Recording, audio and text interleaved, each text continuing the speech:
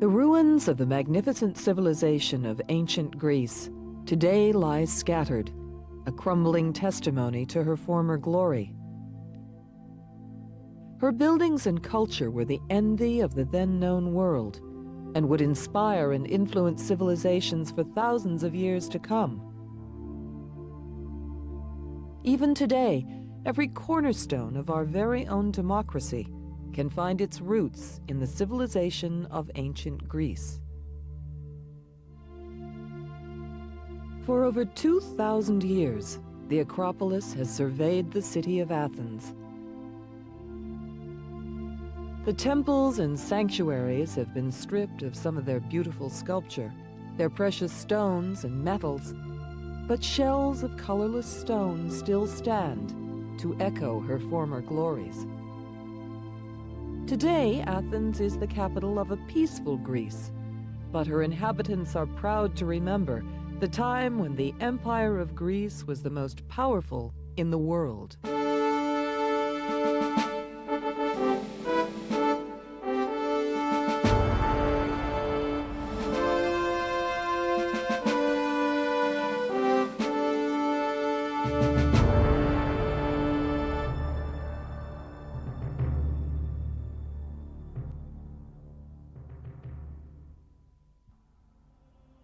The remnants of the many temples and statues of ancient Greece can still be seen, many lying discarded and ruined. But can we really imagine what it must have been like to see the Acropolis in its full glory, colorful and complete? Is it really possible to recreate in our minds an image of the life-sized statue of Athena, made from solid gold and ivory, that lived inside this magnificent pantheon? We can certainly try. What was it really like to walk along the shaded colonnades? The Greek world in the 6th century BC was divided up into a lot of independent city-states, some of them very small, little more than large villages. Some of them, even the largest, wouldn't be larger than about 100,000 population. That's about the size that Athens was in the 6th century. They were basically agricultural communities. Almost the entire population would be engaged in farming most of the time. They would be run, whatever their political system was supposed to be, in reality by members of the elite, the richest people in society. And often there would be a lot of fairly violent competition between these members of the elite that might well lead to quite a lot of people going into exile because they were unhappy with who was running their state. To the east of the Greek world, you've got a number of larger empires: Lydia, Persia, Babylon, and Egypt. And there would be quite a lot of contact between these.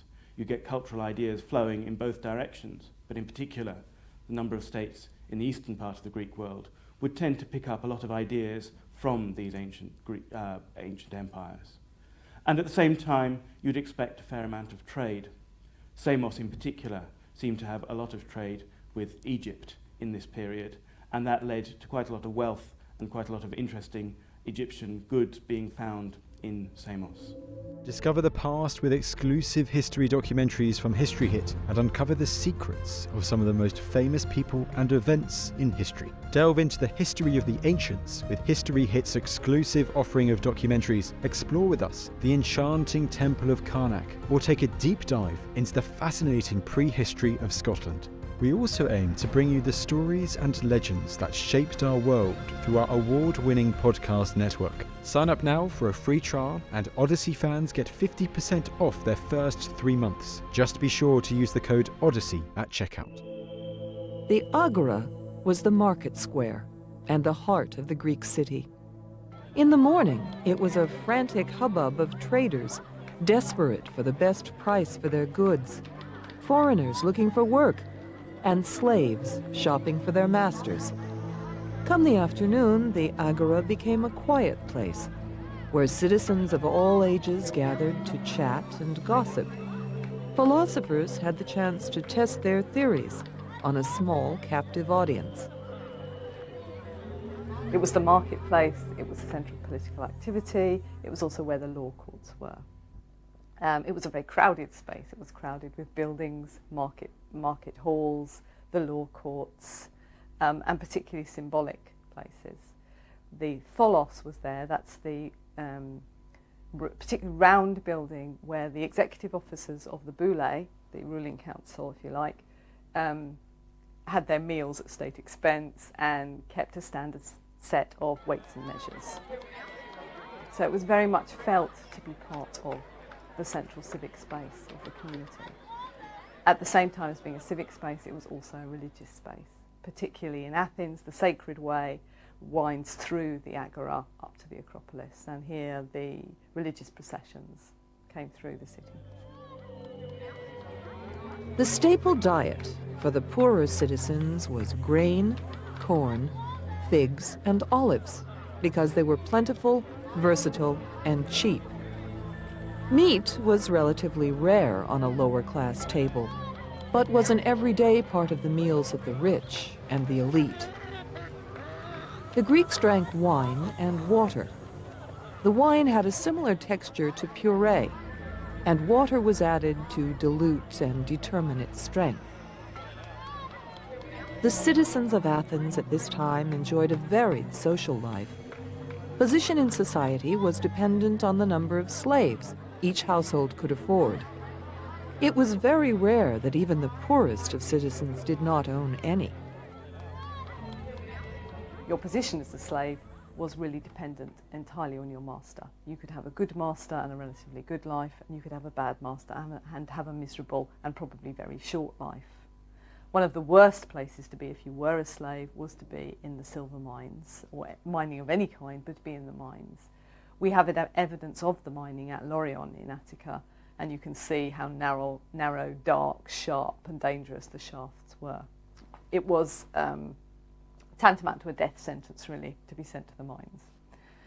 If you, on the other hand, if you lived in a fairly comfortable house in the city, you could have a relatively good life.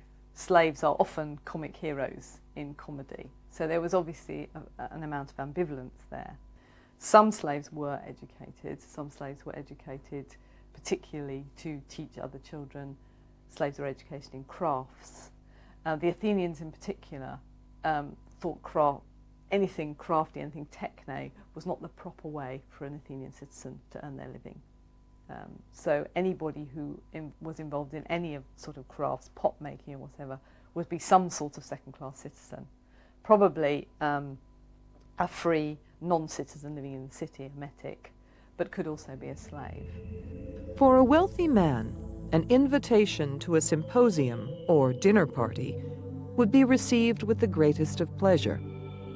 These evenings would involve an enormous meal and, most importantly, entertainment. A bard would relate stories and sing about the legends and heroes of the mysterious past. This would be followed by dancing girls, who would dance, sing, and have sex with the guests.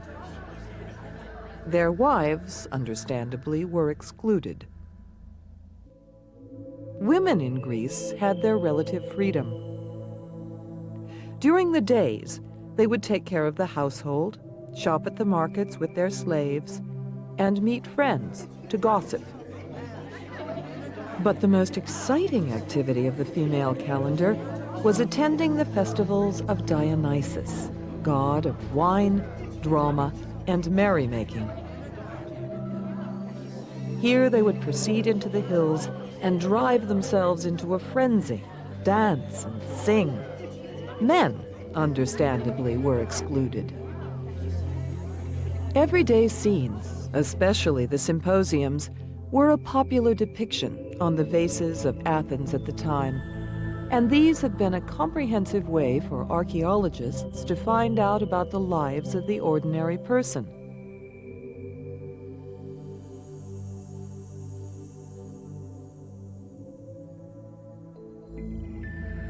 Clothing was fairly simple, but hairstyles changed from year to year. Men wore the traditional toga, and the women wore a chiton, or underdress, and full-length coat over the top. For the men, a shorter toga would have been worn for battle. From the evidence that has been left to us, the documented history of ancient Greece begins with the legend of the Trojan War.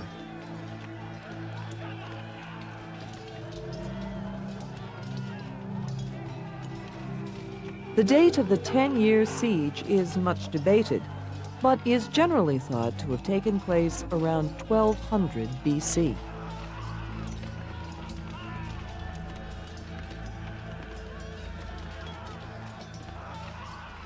We will never really know what took place between the Trojans and the Greeks 3,000 years ago. Was the fabulously beautiful Helen a real person, and the sole cause of such a devastating war?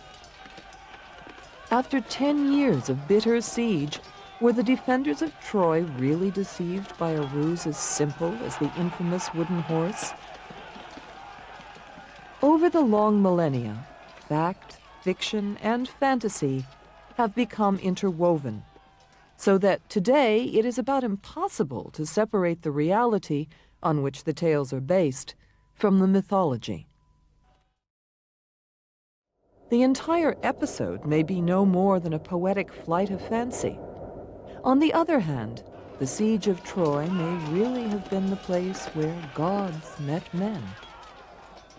Much of that evidence comes from Europe's most ancient literary work, Homer's masterpiece, the Iliad. Written in the 7th century BC, it throws a light upon these troubled times that were to have their bloody climax in the Trojan War, where the affairs of men collided with the games of the gods. In Troy, there lies the scene.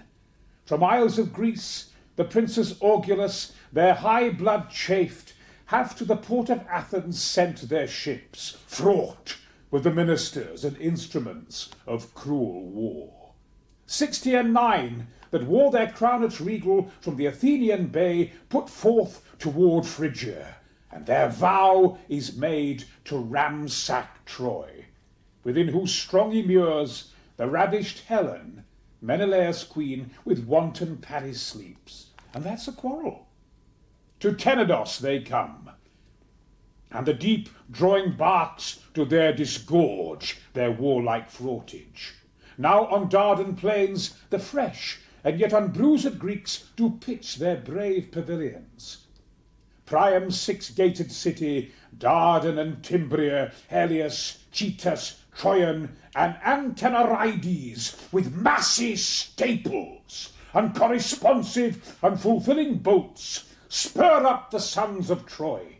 Now expectation, tickling skittish spirits on one and other side, Trojan and Greek, sets all on hazard. Like or find fault, do as your pleasures are. Now good or bad, 'tis but the chance of war. The great gulf of time, which separates the events of the siege of Troy from our modern world, means that the true story of the Trojan War will now never be known. All we have is the narrative presented by Homer in the Iliad, augmented by snatches from other literary sources and small amounts of archaeological evidence. The ruins that Heinrich Schliemann discovered at a place called Hisarlik in Turkey were quite interesting because it was a legend of a lifetime, and to his mind he proved the legend of the Trojan War, to be correct. And he decided also that this mound, Hisarlik, was the site of Troy. He went and dug there, and it's quite incredible because he followed his hunch and he seemed to be correct. Schliemann, he dug down because he had to prove that Troy, Homer's Troy, existed. And then in a level which we now identify as Troy 2, he found gold, which he called Priam's treasure. Sad to say, it's nothing to do with the legend. What we now consider to be Troy of historic date is a little bit of an argument still amongst archaeologists, but we normally think it's a level called Troy 7A. There are the 9 levels, but they divide into A's and B's, slight differences. And this is round about 1290 BC. And if the Trojan War happened, and something certainly did happen, that's roughly when it was. That's the place where legend says it was, And Schliemann's excavations seem to have shown us that yes, indeed it was there in modern Turkey. There's very little evidence actually on the ground for a battle having taken place, or indeed the 10-year siege of Troy. What we've got to remember is in Homer, in his Iliad, it's only the end of the siege, the 10th year. Troy had been besieged for 9 years. They came to triumph in the 10th. So obviously there was a lot of fighting backwards and forwards. Homer tells us of the chariots and such like racing round the plain of Hisarlik. But this kind of thing doesn't leave much evidence. The only evidence we've got comes from the excavations initially by Heinrich Schliemann, subsequently by his assistant Dortfeld, and then by the American Carl Blagan, where on the citadel mound we've found walls, this stratification, and there is evidence there of burning, of a city being destroyed. But in terms of actual evidence of battles, weapons and such like lying about, not the kind of thing which is left anyway. You've only got to think of a modern battlefield. All the scrap is cleared away very shortly afterwards. So evidence in terms of material aspects is a little difficult other than the actual structure in the mound itself. Europe's oldest masterpiece, Homer's Iliad, is therefore a source of uncountable value. It tells us a great deal about Greek society at the dawn of civilization, their customs, their religious life, and how they made war. The Iliad demonstrates a united Greece, the like of which was not seen for many hundreds of years after. But, more importantly, it shows the structure of states that existed within Greece during its days of glory.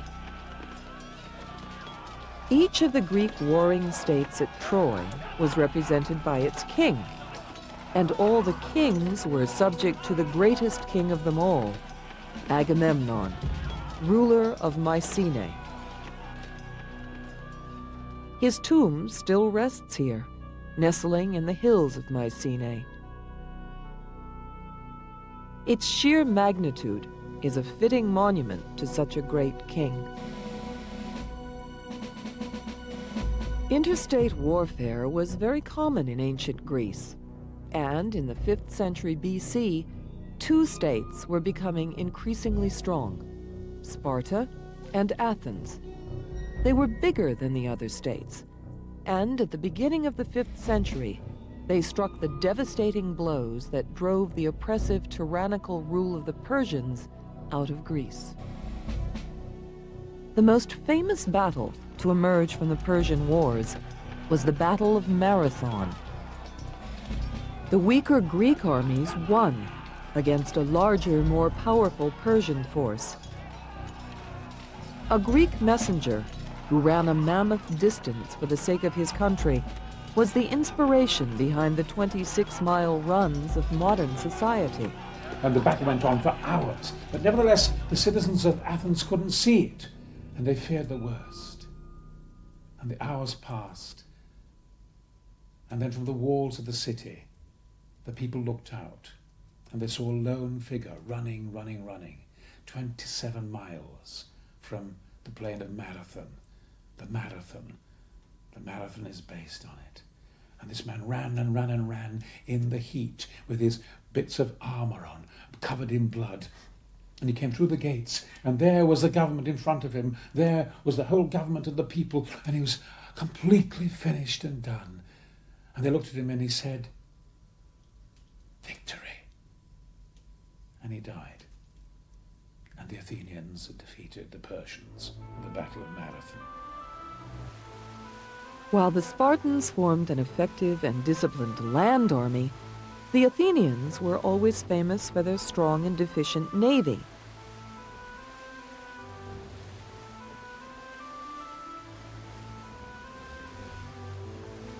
At the Battle of Salamis in 480 BC, the Athenians destroyed the Persian navy with their sleek and highly maneuverable triremes.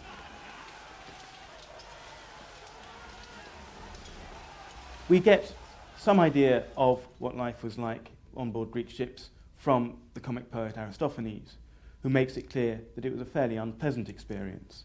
And from reconstructions of the Greek trireme and from other things, historians are able to confirm this. Triremes were very cramped. You had 3 rows of oarsmen, more or less, sitting on top of each other, with very little freedom of movement. Triremes were not ships on which one could actually live. They tended to be moored every night and ideally drawn up on the land. And they couldn't move very far in any particular day. They relied where possible on sail, but obviously in battle they relied very much on oarsmen, and the amount of energy required, the amount of effort required to navigate a trireme in a battle would have been really extremely exhausting. Each trireme was manned with a combination of slaves and free men, all of whom were paid for their services aboard ship. The conditions below decks were cramped and squalid, little better than any other navy. But nevertheless, Athens created a proficient and powerful navy.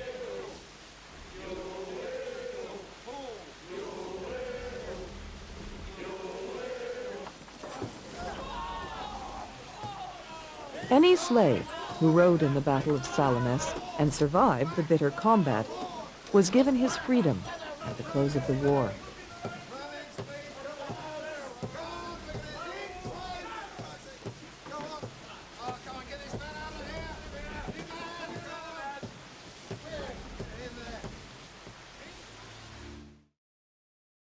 The Spartan land army delivered the final crushing blow to the Persians at the Battle of Plataea, and the Greeks were free to fight amongst themselves. With their newfound freedom from the Persians, 5th century Athens and Sparta were rich and prosperous. Art, literature, religion, and philosophy flourished. Athens and Sparta grew stronger.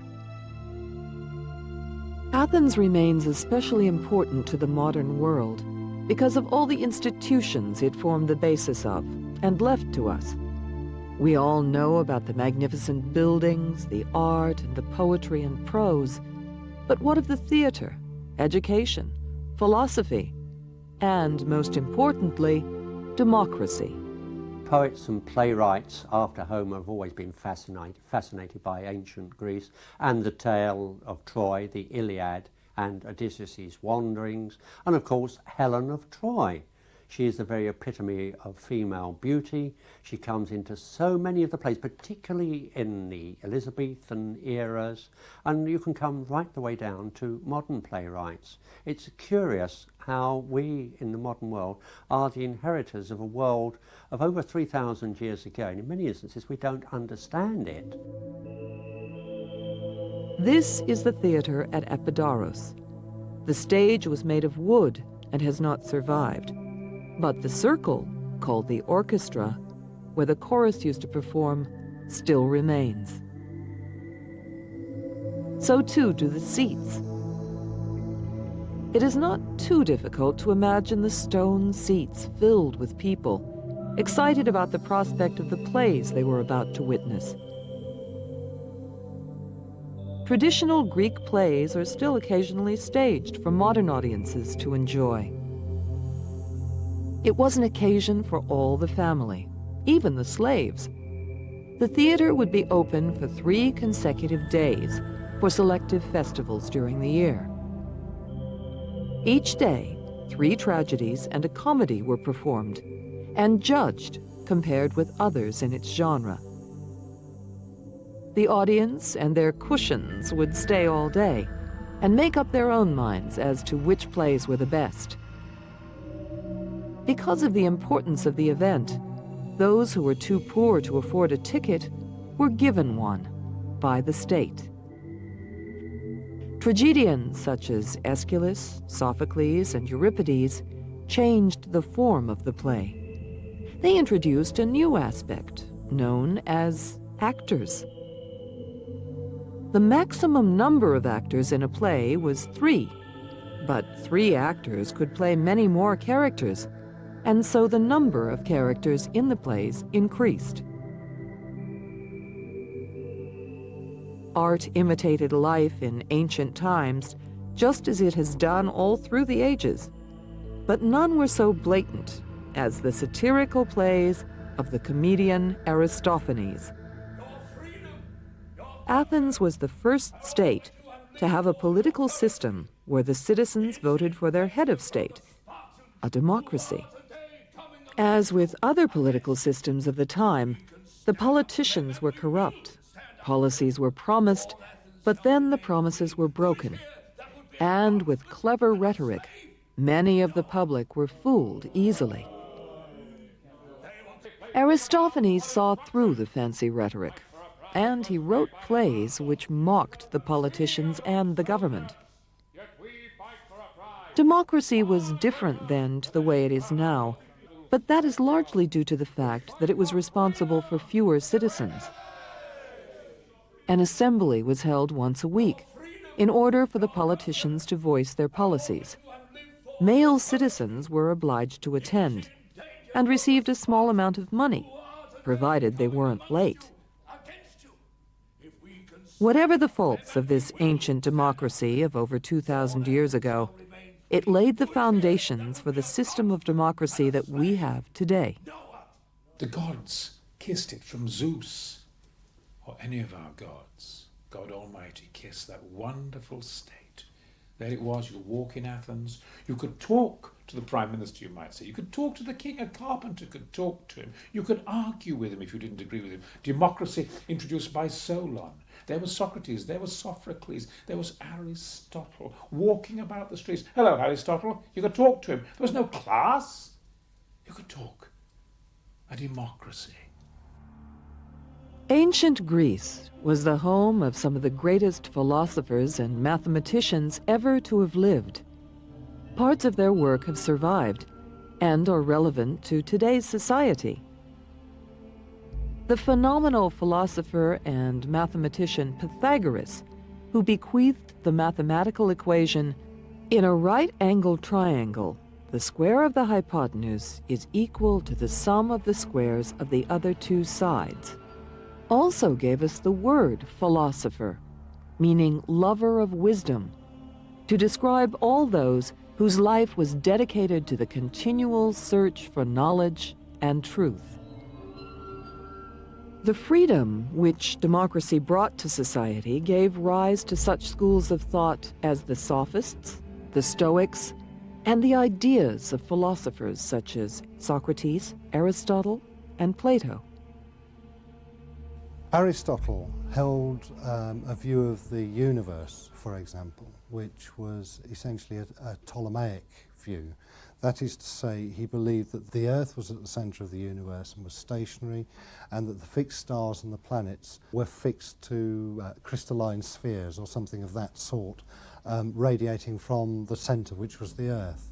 One of the other things that Aristotle claimed as part of his theory of the universe was that all heavenly bodies are perfect spheres and must be perfect spheres, because that's part of his overall physical view of the universe and how it's composed. Plato, writing in the 4th century BC, believed in a republic where there is equality between men and women, and every citizen is equal to every other citizen. Plato develops the idea of education in his works. He introduces higher education to his students. General education in Greece had to be paid for. Therefore, it was usually only the wealthy children who would be thoroughly educated. Girls were taught weaving, sewing, and other household skills by their mothers and servants in the house, while the boys went to school. There they learned music, reading, and writing. Most boys were probably educated more or less entirely by their fathers. The poorer people wouldn't need to know how to read. They probably would spend most of their life engaged in farming, and they would know what was necessary for doing that. But for the rich, who would have ambitions to take part in the political life of the cities, one would actually have more formal education, either by a private tutor, but probably mostly in actual schools, buildings specially built for education. Kind of thing that they would need to know, apart from being able to read and write, would probably be the ability to speak in public, play a musical instrument, learn to sing, and probably to compose poems. Because a lot of the life of the rich would revolve around symposia, drinking parties when they would meet and when perhaps a lot of the political things would be discussed. Beyond that, the other things that would be necessary would probably be physical. You'd expect boys to be trained in how to fight and also in how to take part in athletics. So you would have quite a lot of physical training taking place in gymnasia, and these seemed also to have been social meeting places. On the whole, the Greek educational idea, at least for the elite, doesn't make much distinction between physical and intellectual education, so it's actually quite difficult to draw a clear distinction between what might count as education and what might count as training or even as pleasure. A far more important part of every male's education was at the gymnasium. Boys would learn to wrestle, box, run, high jump, and discus. They could bathe, relax, and talk about the things that they had learned. Even when schooling had ended, the young males still attended the gymnasium well into manhood. The best athletes from each state would then have to compete at the games. Every boy in the whole of Greece wanted to win a prize at the Olympic Games. Winning at the Games was not financially rewarding. Glory was the ultimate prize. The winner had a statue made of himself with his name and his favorite event engraved on the base. Games were an integral part of Greek society because of their strong association with the gods. There were many different games dedicated to different gods, but the Olympic Games were the ultimate. It remains that to win at the contemporary Olympic Games is the highest sporting achievement. In mid-Greece, there's Olympia. It's not very large. To think that the Olympic Games were founded on such a very small area. The games would be known as the Hellenic Games, which was mainly wrestling and boxing and throwing the spear, javelin, etc. What was absolutely fascinating was that it was very pure. Thousands and thousands of people came from all over the place, from Thrace and Macedonia, from Asia Minor. They came across. In the half mile, or 880 yards, you might say, the 100 yards, 200 yards, they wore armour. When they didn't wear armour, when they wrestled, when they threw the spear, and when they boxed naked. Towards the 6th century, I suppose, BC, then it really started to kind of really become corrupt. People started to work and specialise on their figures, make their figures too big. The Greek figure was always of a certain beautifully proportion. And the Spartans were absolutely furious that the purity of the games, which would mainly come from their inspiration, was now being polluted. And they were the first to pull out, the Spartans. And once the Spartans pulled out, then the games really degenerated and really died out until, of course, they started again in modern times. Mount Olympus was the home of the Greek gods, which meant that the Olympic Games were the games of the gods, and religion was taken very seriously. Zeus, patron of the Olympic Games, was the king of the gods, and his wife and sister, Hera, was their queen. His extended family made up the kingdom of the gods, each representing one or more aspects of society. For instance, Ares was the god of war, and Aphrodite was the goddess of love. Athens was the city of Athene, goddess of wisdom. The Greeks believed that she had given it her name, and the Athenians worshipped her above all other gods. They largely attributed the size and power of their glorious empire to her unbridled support.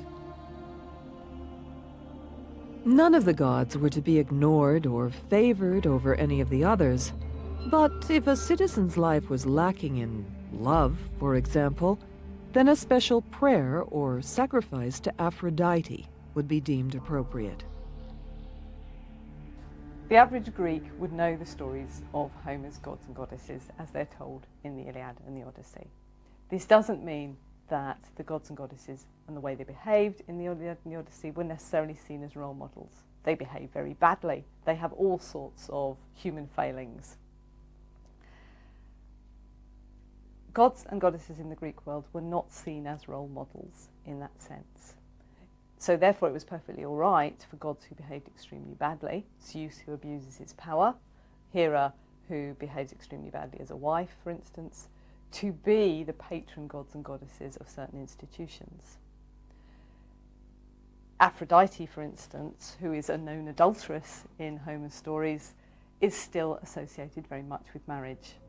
Cities, towns, villages, and homes were filled with temples, monuments, statues, and shrines dedicated to the gods. Famous tales which involved the gods were depicted in the reliefs that decorated the temples and the vases that the ordinary citizens used from day to day. The most impressive relief carvings appeared on the Pantheon. They were larger than life, boldly colored, and precisely sculpted. Gods other than Athene and Zeus had special places of worship. Apollo, god of medicine and the future, was worshipped through the oracle at Delphi. People would travel many miles to have their futures told to them by the Delphic priests of Apollo.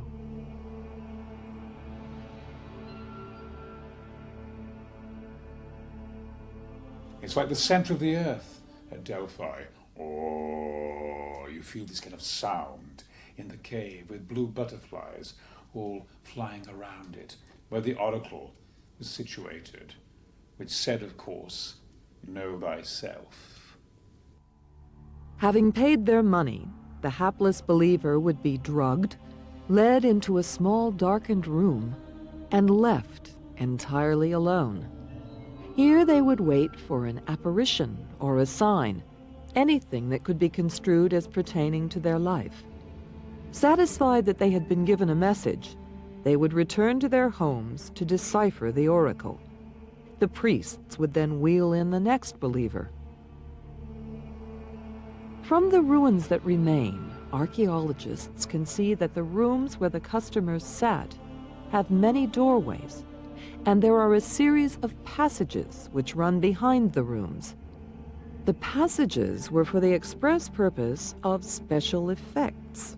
The room would fill with smoke, and a priest would appear through a secret door to deliver the riddle of the future. Apollo stayed on Mount Olympus, passing the messages through his priests. The only gods who did not live on Mount Olympus were Hades and Persephone, his wife, who lived in the murky depths of the underworld. Greeks believed that after death, the soul traveled to the underworld to be judged. Each soul had to pay Charon, the ferryman, to take them across the river Styx. This meant that there were certain obligations that the living family and friends had to the dead. Most importantly, the earthly body must be buried with a coin. If the body was not buried with the coin, then the soul could not cross the river. And likewise, if the soul had no coin, he could not pay Charon to take his soul into the kingdom of Hades. Failure to cross the river Styx meant that the soul would be in eternal unrest. Some souls would drink from the river of forgetfulness and be reincarnated, but the majority of souls stayed in the underworld forever. We know quite a lot about Greek burial rites. We cannot assume that poor citizens did exactly the same sort of thing. We do know how the wealthy buried their dead. There was a particular process that you went through. There was a laying out within the entrance of the household. The women of the households, particularly women's work, were to wash down the body, wrap it in a winding sheet, and lay it out. And then people came to see it. The women mourned publicly. They tore their hair, scratched their cheeks, set up a keening. The next part of the process was the funeral procession from the household to the graveyard.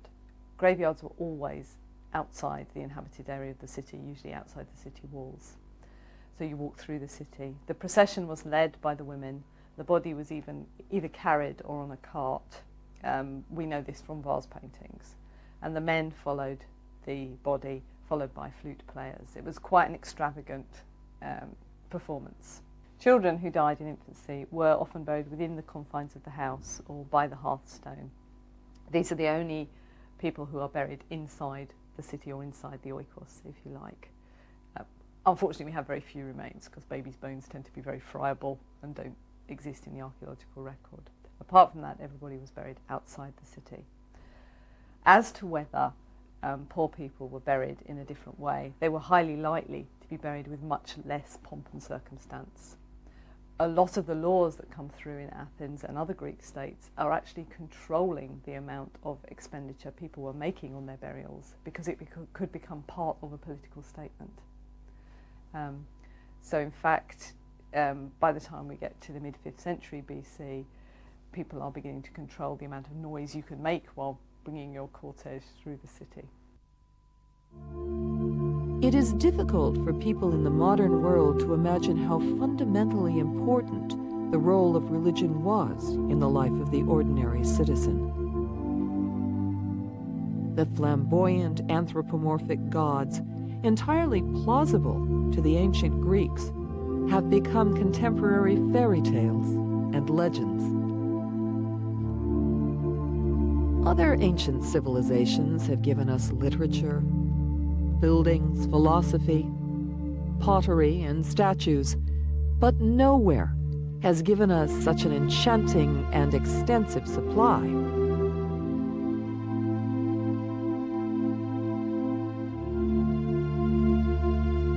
The most fascinating thing about Greece is the fact that we're still influenced by it today. We are influenced by its way of thinking about democracy, about state formation, by its art and architecture, which we still see around us today, its idea of ideal and model beauty, particularly by its philosophical thinking, by the idea of ideas, if you like. There are mountains of fantastic plays, artwork, and life that are buried for all time with the Athenian Empire. But we are privileged to have enough access to their knowledge to create a wonderful picture of life in ancient Greece. Its glory lives on.